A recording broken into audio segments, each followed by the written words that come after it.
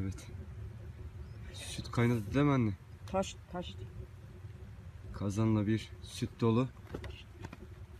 Böylece kaynadı. Şimdi süzme yoğurt yapılacak değil mi anne bunlar? Evet. Taş. Taşıyor mu? Taş. Taşsın. Taş değil, yağı gider. Gitsin ne olacak? Ömer yağı gitti çabuk da. Ne yapayım gittiyse kaynıyor.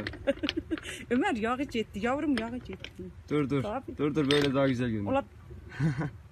Yok Şimdi- vakti o hiç. Süzme yoğurt yapılacak bundan. Evet süt kazandan taşıyor böylece. Bir dur anne böyle bir taşsın. bir şey Ulan olmaz. taştı yavrum gitti daha niye yorasın? Ulan Dur kaldırırız dur. bir